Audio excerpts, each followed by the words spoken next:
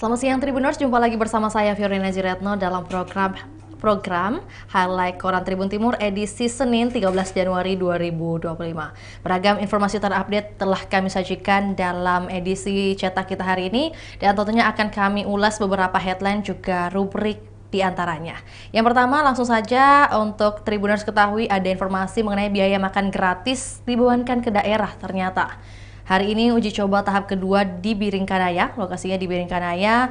Kemudian untuk Disdik sendiri menginstruksikan sekolah data siswa yang alergi makanan tertentu. Sebelum kita ulas lebih lanjut, ada juga informasi di halaman pertama kita, yakni Arifuddin Kata yang wafat. Warga Majene kehilangan tokoh inspiratif. Untuk headline ini datangnya dari informasi di Tribun Majene. Tokoh asal Majene, Sulawesi Barat, Arifuddin Kata, yang juga ayah Wali Kota Makassar terpilih, Munafri Arifuddin, tutup usia pada Minggu 12 Januari kemarin sore. Arifuddin Kata tutup usia saat dirawat di Rumah Sakit Umum Daerah Majene sekitar pukul 17.40 waktu Indonesia Barat.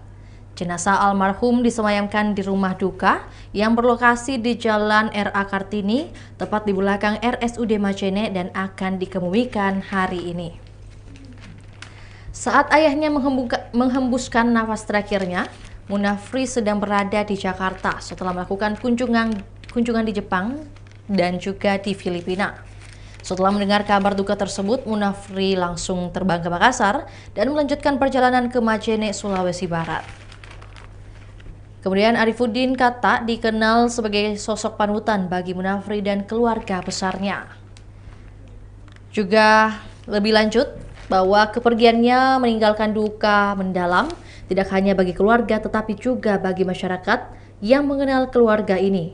Menurut informasi yang beredar, jenazah almarhum akan dimakamkan di kampung halamannya yang berlokasi di Majene. Arifuddin Kata adalah kakak kandung mantan Bupati Majene, yakni Kalman Kata.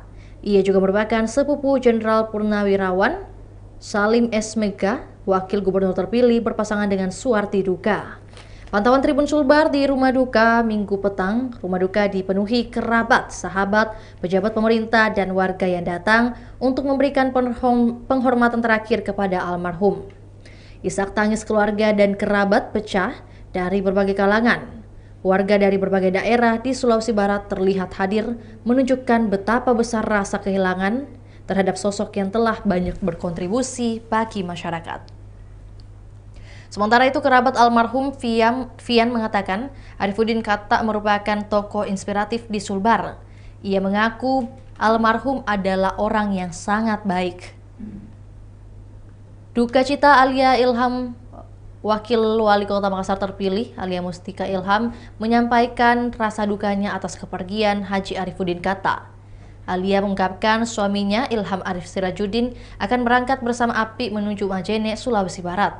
Alia juga menyampaikan bahwa dirinya juga saat ini berada di Jakarta untuk menyelesaikan beberapa urusan penting, sehingga ia memastikan belum sempat mendampingi Api ke Majene. Kendati demikian, mantan anggota DPR RI itu memastikan dukungan penuh kepada Api dan keluarganya. Perlu juga diketahui oleh Tribuners, Api mendarat di Bandar Udara Internasional Sultan Hasanuddin Makassar sekitar pukul 23.00 waktu Indonesia Tengah. Kemudian langsung melanjutkan perjalanan menuju Majene, Sulawesi Barat. Ada juga catatan di kaki langit, Ibu Kita, disampaikan oleh Muhammad Kasim Matar, selaku cendekiawan Muslim, juga selaku guru besar UIN Alauddin. Ibu itu hanya terdiam ketika anggota keluarga besarnya ribut mencerca anak perempuannya, Syarifah Jamilah, yang pergi nikah dengan seorang pemuda yang menurut keluarga besar itu tidak sederajat. Menurut pandangan mereka, Syarifah hanya boleh bersuamikan seorang syahid, lelaki yang diakui bergaris keturunan langsung dari Nabi Muhammad SAW. Syarifah Jamilah dipandang telah melanggar kesucian. Ini merupakan catatan kaki ya Tribuners. Tentu kita juga dialihkan ke halaman 7 untuk lebih lengkapnya. Ini ada pernyataan-pernyataan begitu ya yang disampaikan oleh Guru Besar UIN Alauddin. Nanti untuk lebih lengkapnya Tribuners langsung akses ke website kami juga untuk mendapat informasi catatan di kaki langit lebih lengkapnya. Yang perlu kita bahas juga adalah biaya makan siang gratis yang ternyata dibebankan ke daerah. Nah, makan bergizi gratis atau yang dikenal dengan singkatan MBG, program Presiden Prabowo Subianto yang sudah mulai dijalankan. Sejak pekan lalu, sejumlah sekolah di Makassar mulai melaksanakan uji coba makan bergizi gratis. Uji coba tahap kedua kembali akan digelar. Kali ini menyasar Kecamatan Biringkanaya, Kota Makassar mulai hari ini, Senin 13 Januari. Pelaksanaannya pun masih dalam pantauan langsung oleh Badan Gizi Nasional. Bahkan, anggaran saat ini masih dialokasikan dari pemerintah pusat. Penjabat Gubernur Sulawesi Selatan, Profesor Fajri Jufri mengaku, pemerintah masih menghitung skema anggaran makan bergizi gratis. Dan lebih lengkap lagi dari ada informasi ini, yakni ke depan anggaran pemerintah daerah provinsi maupun kabupaten kota diharapkan dilibatkan dalam program makan bergizi gratis. Terpenting baginya, pelaksanaan makan bergizi gratis akan terus berlangsung di sejumlah titik Sulsel. Ada 7 sekolah yang disasar di Kecamatan Biringkanaya, yakni SMP Negeri 25, SMP Negeri 14, dan SMP Negeri 16. Sementara, jenjang SD ialah SD Kalangtubung 1, SD Kalangtubung 2, SD Pajayang, dan SDN Sudiang. Nielma mengatakan ke depan pemberlakuan MBG akan bertahap di seluruh sekolah di Makassar. Secara keseluruhan untuk jenjang TK, SD, SMP sebanyak 218.042 jiwa yang akan menjadi sasaran MBG. Kemudian ada juga Nielma berpesan agar orang tua membiasakan anak-anak untuk mengonsumsi sayur. Berdasarkan temuannya, ada beberapa anak yang tidak menyentuh sayur saat dibagikan MBG. Distrik Makassar telah menginstruksi sekolah untuk mendata anak-anak yang memiliki alergi terhadap makanan dan minuman tertentu. Nantinya akan ada evaluasi terkait berat badan dan tinggi badan untuk anak-anak usai 1 bulan berlakunya MBG ini. Jadi ada evaluasi yang akan dilakukan setelah program ini sudah berjalan dengan baik, Tribuners. Ada juga mengenai beasiswa yang diberikan untuk siswa yang menghabiskan makanannya. Nah, untuk meningkatkan kesadaran anak-anak untuk mengonsumsi makanan bergizi, khususnya di tingkat SD dan TK, pemerintah melalui Satuan Pelayanan Pemenuhan Gizi atau yang disingkat dengan SPPGO Badan Gizi Nasional menjanjikan beasiswa bagi mereka yang bisa menghabiskan makanan tanpa sisa selama 1 bulan. Mitra SPPG BGN Panakukan 1 Gerald Skirhan mengungkapkan program MBG masih menemui kendala berupa banyaknya sisa makanan yang ditemukan di wadah makan siang. Sebagai upaya mengurangi food waste atau makanan sampah, tim SPPG memberikan motivasi tambahan berupa hadiah langsung bagi siswa yang mampu menghabiskan makanannya. Hadiah tersebut berupa alat tulis seperti kotak pensil, buku, dan juga pulpen. Selain hadiah langsung, SPPG juga bekerja sama dengan salah seorang anggota DPR RI, Latindro Latundrung, yang berkomitmen memberikan beasiswa program Indonesia Pintar atau PIP kepada siswa terbaik yang konsisten menghabiskan makanannya selama sebulan penuh. Dari evaluasi selama pelaksanaan uji coba, ditemukan banyak sisa makanan di beberapa lokasi pelaksanaan. Hal ini mendorong SPPG untuk mengambil langkah proaktif dengan memberikan hadiah langsung di lokasi pembagian makanan. 2 headline lainnya lagi di halaman utama kita, yakni ada formasi yang akan digunakan oleh PSM Makassar dan juga untuk melawan Persis Solo. Tentunya dengan headline yang berbunyi "Jangan remehkan Laskar Samber Nyawa". Duel antara tuan rumah Persis Solo versus PSM Makassar akan tersaji di laga pertama putaran kedua Liga 1 2024-2025 tepatnya hari ini pukul 8 malam waktu Indonesia Tengah. PSM Makassar percaya diri bertandang ke markas Laskar Samber Nyawa dan optimis bisa meraih 3 poin. Kepercayaan diri PSM Makassar didasari dari hasil kemenangan 0-1 di laga internasional melawan Sfairing di ajang Asian Club Championship pekan lalu. Sementara tuan rumah Persis Solo berada dalam kondisi yang tidak mengenakan. Dalam 7 kali pertandingan terakhir, mereka mengakhiri pertandingan tanpa kemenangan. Saat ini Persis Solo berada di peringkat 17 atau zona degradasi dengan 10 poin. Sedangkan PSM Makassar di peringkat 9 dengan 27 poin. Kendati demikian, PSM Makassar punya jejak jelek kala bertemu dengan tim papan bawah. Mereka selalu bermain imbang. Salah satu contohnya ialah ketika bermain melawan Semen Padang yang berakhir dengan skor 1-1. Tentunya besar harapan dari pendukung Juku Eja ini agar bisa mendapat juara dan juga mengalahkan tuan rumah yakni Persis Solo. Dan yang terakhir dari halaman utama ini adalah Clifford PD, Ganyang Australia dan Bahrain, di mana pelatih teranyar timnas Indonesia Patrick Kluivert telah secara resmi dikenalkan oleh jajaran pengurus Persatuan Sepak Bola Seluruh Indonesia atau PSSI. Dalam pengenalannya itu, Kluivert tampak mengenakan kemeja putih, dibalut dengan jas dan celana panjang berwarna abu-abu, serta dilengkapi dasi biru dan juga kopiah. Kemudian, saat dikenalkan, pelatih asal Belanda tersebut mengutarakan first impression atau kesan pertama saat tiba di Indonesia.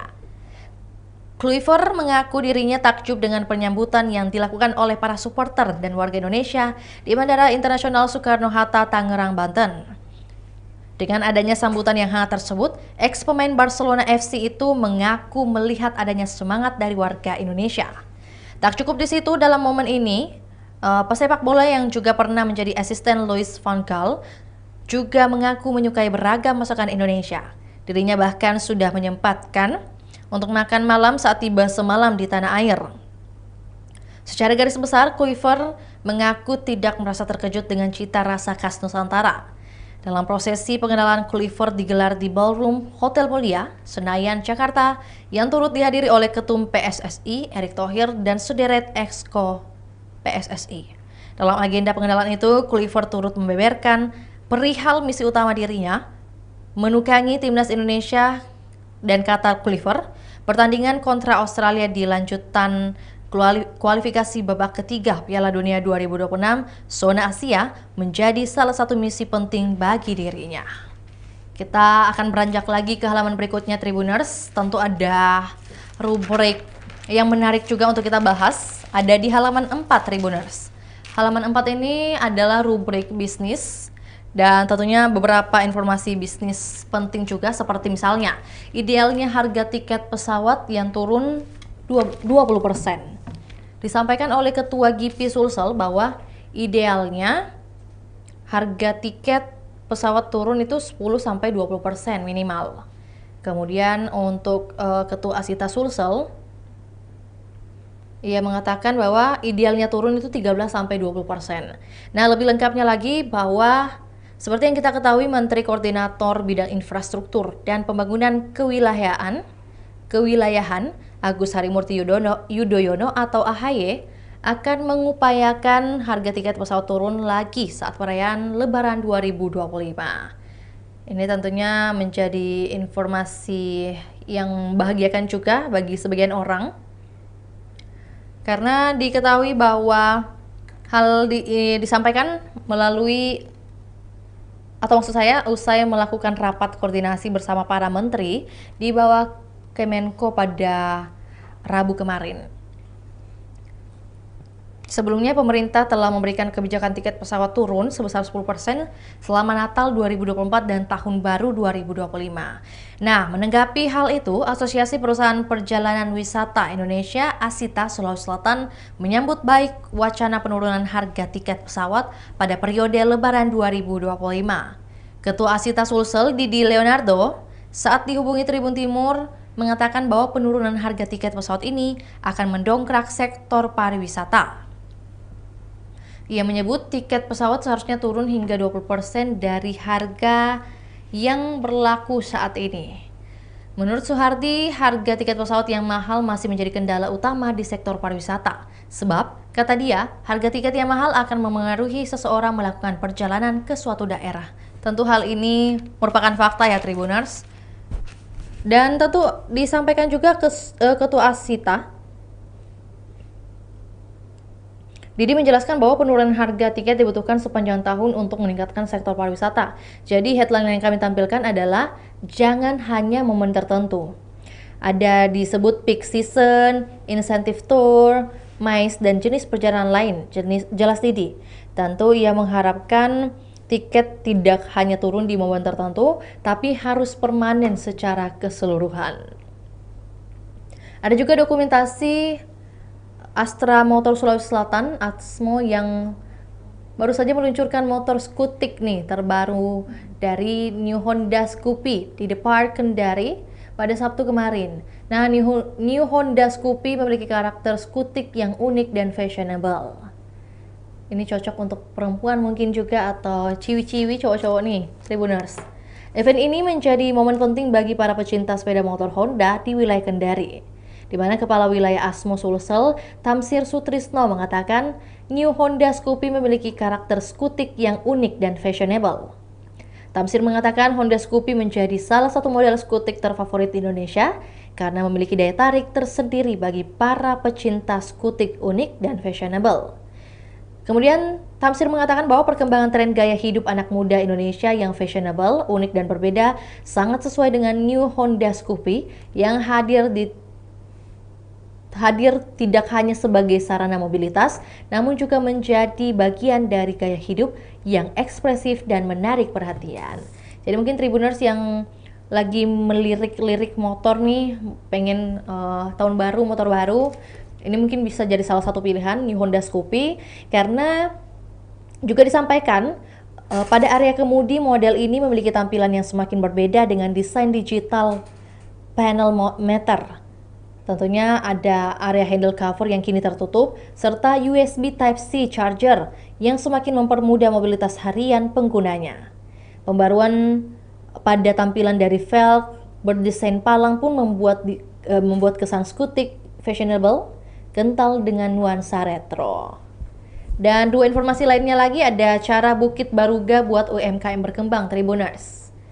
Ini merupakan Baruga Market yang dimana digelar di Baruga Driving Range Golf, kawasan Bukit Baruga pada minggu kemarin. Nah, kegiatan ini rutin digelar di pekan awal setiap bulannya sebagai ruang kolaborasi dengan para UMKM di lingkup Bukit Baruga. Oleh Marketing and Communication Manager Kala Land and Property, Datu Primadona Hussein, mengatakan bahwa Baruga Market merupakan program yang bertujuan untuk memberikan ruang bagi para pelaku UMKM mengembangkan serta memperluas jaringan usahanya. Baruga Market, kata dia, membawa dampak yang sangat positif di mana beberapa produk ataupun brand dari UMKM milik warga Bukit Baruga kini telah banyak dikenali di ruang publik. Tak hanya berburu jajanan menarik di tenan-tenan UMKM, masih ada banyak kegiatan lainnya seperti Baruga Market, Car Free Day, dan juga senam bersama, Tribuners. Jadi mungkin ini akan menjadi agenda yang selalu dihadirkan setiap awal pekan, di pekan awal setiap bulannya, Tribuners. Nanti mungkin bisa dinantikan lagi nih. Dan yang terakhir dari halaman bisnis ini ada informasi nih, buruan ada promo tambah daya listrik di PLN. Nah, PT PLN Persero kembali menghadirkan promo diskon tambah daya listrik melalui program Gebiar awal tahun 2025. Dengan melakukan transaksi di aplikasi PLN Mobile, pelanggan bisa mendapatkan potongan 50% untuk penambahan daya listrik. Promo ini berlaku untuk pelanggan tegangan rendah satu fasa mulai dari daya 450 volt ampere hingga 5500 volt ampere yang dapat melakukan tambah daya sampai ke 7700 volt ampere untuk semua golongan tarif sampai dengan 15 Januari 2025. Jadi terhitung sampai hari ini sisa 2 hari, tinggal 2 hari lagi Tribuners untuk bisa mendapatkan promo tambah daya listrik dari PLN.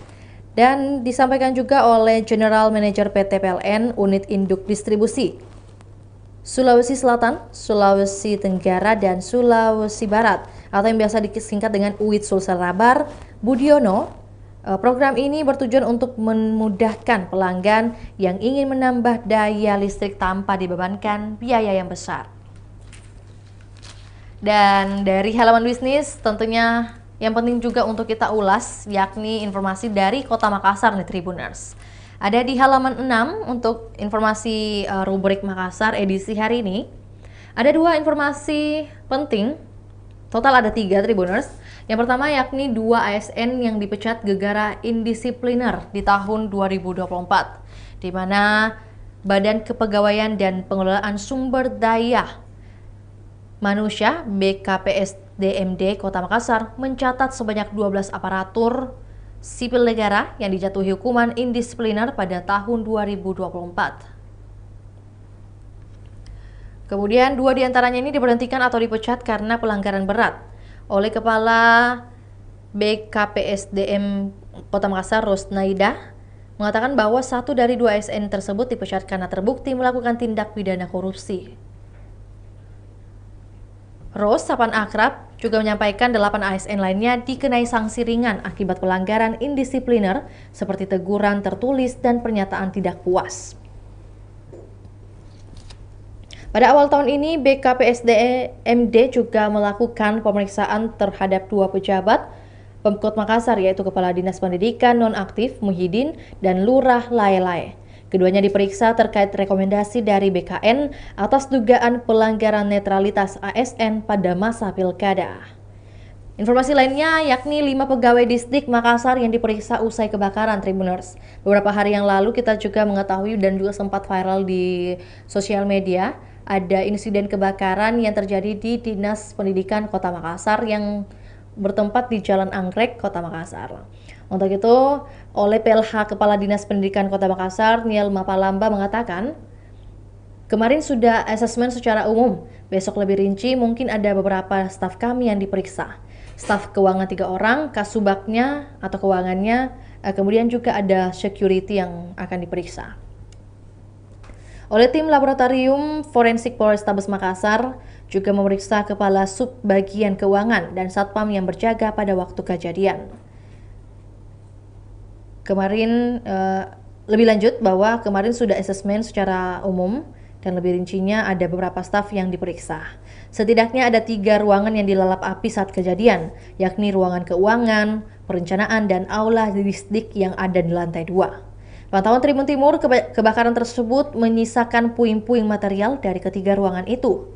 Pihaknya juga masih mengidentifikasi maksud saya, barang apa saja yang hangus akibat amukan api menjelang subuh tersebut. Yang pasti komputer Videotron, 400 kursi baru hingga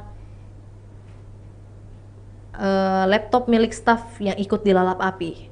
Termasuk juga server Dapodik yang ada di ruang keuangan. Ia berharap server ini masih bisa diselamatkan karena banyak data penting termasuk dana BOS. Nah, untuk itu berkat adanya atau dampak adanya insiden ini, akhirnya pindah sementara ke aula Disnaker. Menurut Nilma, sekretariat sementara di kantor Disnaker akan lebih mudah dijangkau. Apalagi Nilma sendiri merupakan Kepala Dinas Ketenagakerjaan Kota Makassar. Pihaknya telah mengeluarkan surat edaran dan juga disampaikan bahwa ini sebagai upaya untuk tetap memberikan informasi, akses dan pelayanan pendidikan yang berkualitas terhadap warga masyarakat yang membutuhkan pasca kejadian kebakaran yang terjadi di kantor Dinas Pendidikan Kota Makassar.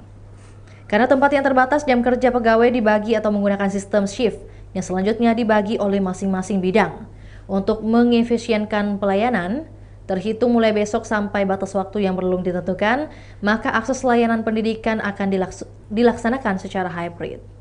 Nilma meminta agar seluruh pengawas dan penilik untuk mengoptimalkan pelayanan dan fokus dan lokus pada satuan pendidikan yang menjadi binaan masing-masing berdasarkan basis pusat kegiatan atau gugus, yakni PKG PAUD atau pusat kegiatan guru PKG SD SMP masing-masing. Dan terakhir masih ada harapan untuk honorer tak lulus P3K1 nih Tribuners. Di di mana seleksi P3K tahap 1 sudah diumumkan secara bertahap oleh instansi masing-masing. Pemerintah pusat kini sedang menyiapkan seleksi P3K tahap 2. Namun sebelum itu akan ada kebijakan baru yang akan dikeluarkan. Hal ini dibocorkan oleh Kepala Badan Kepegawaian Negara BKN Republik Indonesia, Prof. Sudan Arif Fakrullah. Pihaknya sedang merumuskan kebijakan baru untuk honorer yang belum lulus P3K tahap 1. Prof. Sudan mengaku bahwa setiap honorer yang telah mengikuti tes akan diberikan kesempatan. Yang terpenting, mereka harus terdaftar dalam database kepegawaian tahun 2022 nih Tribuners. Prof. Sudan juga mengajak masyarakat untuk menerima segala keputusan yang akan diambil nantinya.